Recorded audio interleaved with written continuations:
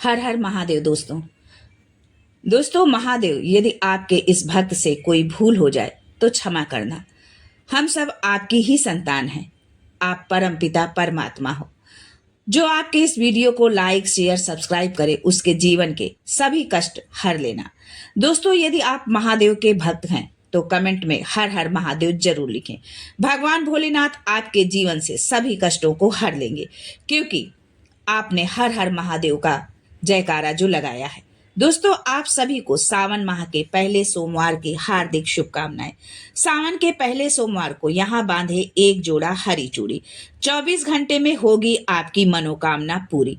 सावन का महीना भगवान भोलेनाथ का महीना माना जाता है। दोस्तों, जनसाधारण किसी और महीने में संयम नियम का पालन करे या न करे, परंतु सावन के महीने में जरूर करते हैं। प्रकृति का निर्माण करने वाले भगवान भोलेनाथ शीघ्र प्रसन्न होते हैं। जो सुहागन महिला सावन के महीने में हरे रंग की चूड़ियां व वस्त्र धारण करती है उसे अखंड सौभाग्य का वरदान मिलता है। इसलिए हरे रंग की चूड़ियां आप जरूर पहने। सभी माताओं बहनों से हमारा निवेदन है, प्रार्थना है कि आप हरी चूड़ी लेकर के पहले माता पार्वती को आप समर्पित करें उनको जो है, और उसके बाद प्रसाद रूप में उस चूड़ी को जरूर आप पहने। दोस्तों, सावन के पहले सोमवार में यदि आप हरी चूड़ी जो है बांध देते हैं तो 24 घंटे में आपको चमत्कार देखने को मिलेगा। सावन का महीना भक्ति व मर्यादा का महीना होता है। सावन के पूरे महीने में भगवान भोलेनाथ अपने भक्तों पर अपनी कृपा बरसाते हैं। देवशयनी एकादशी के पश्चात सावन के महीने में समस्त भूमंडल का कार्यभार महादेव संभालते हैं। उनका नियंत्रण माना जाता है। इसलिए इस माह में हम जो भी पूजा पाठ व्रत अनुष्ठान आदि करते हैं उससे महादेव की शीघ्र कृपा प्राप्त होती है। भगवान भोलेनाथ का प्रिय महीना है सावन का महीना। महादेव के भक्त भले ही किसी और महीने में किसी भी नियम का पालन करे या न करे, लेकिन सावन के महीने में भगवान भोलेनाथ के सारे नियमों का पालन वो जरूर करते हैं। दोस्तों, आज का वीडियो बहुत ही ज्ञानवर्धक जानकारियों से भरा हुआ है। आपके भाग्य खुलने की चाबी इस वीडियो में छिपी हुई है, इसलिए दोस्तों वीडियो को पूरा जरूर देखें। दोस्तों, बहुत ही सरल और कारगर उपाय हम आपके लिए लेकर के आते हैं जिससे आप इसका जो है लाभ उठा सके, हर व्यक्ति इसका लाभ उठा सके। सावन के महीने का कुछ विशेष महत्व इस तरह से है। सावन के महीने में ही समुद्र मंथन हुआ था। सावन के महीने में ही माता लक्ष्मी समुद्र से उत्पन्न हुई थी और माता लक्ष्मी को धन की देवी का दर्जा प्राप्त हुआ था। सावन के महीने में महादेव भूलोक पर आ जाते हैं और भूलोक पर जिनके घर में यथावत शिवलिंग रखे होते हैं उनके घर में जो है आंशिक रूप से महादेव जरूर आते हैं। इस मास में भगवान विष्णु योग निद्रा में चले जाते हैं तो सृष्टि का संपूर्ण कार्यभार भगवान भोलेनाथ के ऊपर होता है। दोस्तों, आज हम आपको बताएंगे कि किस वृक्ष पर 2 जोड़ा हरी चूड़ी यदि आप बांधते हैं तो आपकी हर मनोकामना हर इच्छा आपकी पूरी होगी। इस वृक्ष पर सावन के महीने में हरी चूड़ी बांधेंगे तो आपकी कामना शीघ्र पूर्ण होगी। आपका आने वाला समय सुखमय होगा और आपके जीवन की सभी परेशानी समाप्त हो जाएगी। दोस्तों, आगे बढ़ने से पहले आपसे रिक्वेस्ट करती हूँ कि वीडियो को लाइक करिएगा, दोस्तों को शेयर कर दीजिएगा, और अगर आपने अभी तक चैनल को सब्सक्राइब नहीं किया है तो चैनल को सब्सक्राइब करके बेल आइकन जरूर दबाइएगा। दोस्तों, भगवान भोलेनाथ को ये 3 वृक्ष अत्यंत प्रिय हैं। इनकी पूजा करने से शिव जी बहुत शीघ्र प्रसन्न हो जाते हैं। शास्त्रों में कहा गया है कि मानव कल्याण के लिए माता पार्वती और महादेव इन वृक्षों के रूप में भूलोक पर अवतरित हुए थे, यानी कि भूलोक में जन्म लिया था। दोस्तों, पहले जानते हैं सावन में हरी चूड़ियों का क्या महत्व है। हरा रंग सौभाग्य और उल्लास का प्रतीक माना जाता है जो मन को शीघ्र आनंदित करता है। हरा रंग प्रकृति का स्वरूप माना जाता है। माता पार्वती प्रकृति हैं और भगवान भोलेनाथ को पुरुषत्व का रूप माना जाता है। सावन में भगवान शिव को चढ़ाए जाने वाले बेलपत्र, धतूरा, शमी पत्र ये सब हरे रंग के होते हैं। प्रकृति से भगवान भोलेनाथ शीघ्र प्रसन्न होते हैं। सावन में जो महिला हरे रंग की चूड़ियां पहनती है, हरे वस्त्र धारण करती है, उसे अखंड सौभाग्य की प्राप्ति होती है। इसलिए सभी माताओं बहनों से निवेदन है कि सावन के महीने में हरे रंग की चूड़ियां जरूर पहने, हरे वस्त्र धारण करें। सावन के महीने में जो माताएं बहनें भगवान भोलेनाथ की पूजा करती है उन्हें हरे रंग के वस्त्र जरूर धारण करने चाहिए। भगवान भोलेनाथ का पूजन करना चाहिए, लाल रंग के वस्त्र नहीं धारण करना चाहिए।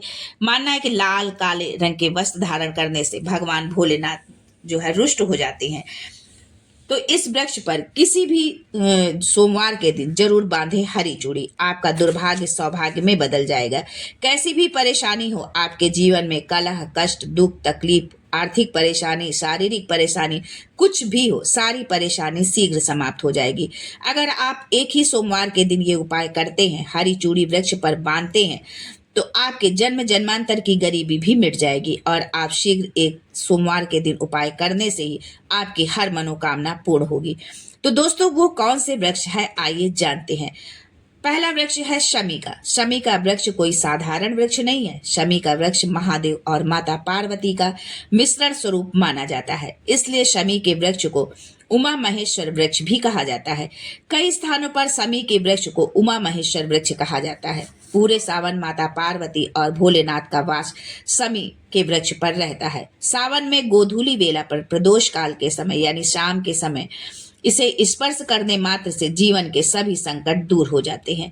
केवल सावन के महीने में छूने से अगर शमी वृक्ष के जड़ पर कच्चा दूध डाला जाए तो भगवान भोलेनाथ अतिशीघ्र प्रसन्न होते हैं, साथ में माता पार्वती का भी आशीर्वाद मिलता है।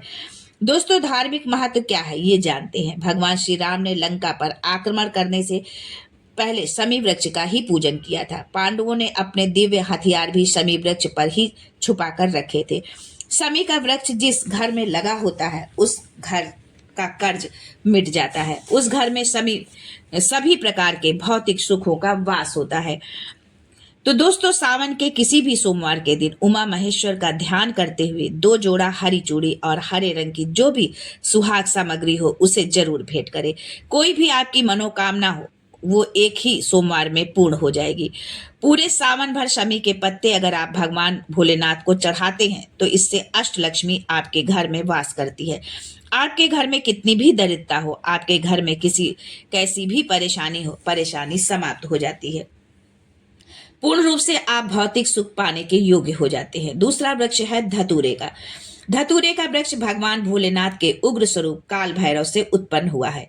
मान्यता है कि शिवलिंग पर धतूरे का पत्ता पुष्प फल चढ़ाने से राहु केतु शनि का प्रभाव समाप्त हो जाता है।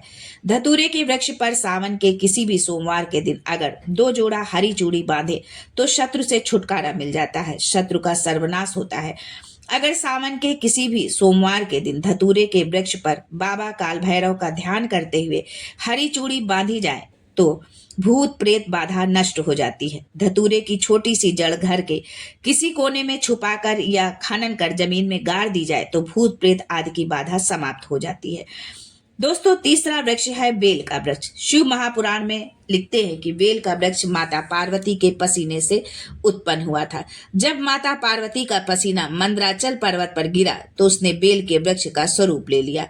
माना जाता है कि बेल के वृक्ष के दर्शन मात्र से सभी पाप नष्ट हो जाते हैं, स्पर्श करने से जीवन के सभी कष्ट समाप्त हो जाते हैं। यदि आप भगवान भोलेनाथ को अतिशीघ्र प्रसन्न करना चाहते हैं, यदि आप भगवान भोलेनाथ की जो है खुशी चाहते हैं, उनकी कृपा चाहते हैं, तो आप महादेव को बहुत सारी सामग्री यदि आप चढ़ा रहे हैं लेकिन बेल का पत्ता आप भगवान भोलेनाथ को नहीं चढ़ा रहे हैं तो आपको उनकी कृपा नहीं मिलेगी। दोस्तों बेल के वृक्ष पर, बेल की जड़ पर ब्रह्मा जी का वास होता है, मध्य भाग में भगवान विष्णु का वास होता है और पूरे बेल के वृक्ष पर महादेव का वास होता है।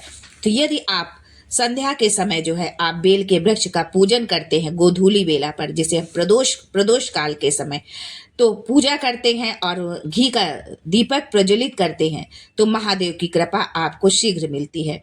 ऐसा भी माना जाता है कि कोई भी साधक सुबह या प्रदोष काल में बेल की वृक्ष की पूजा करे, जड़ के पास घी का दीपक जलाए तो तीर्थों के स्नान के समान पुण्य की प्राप्ति होती है।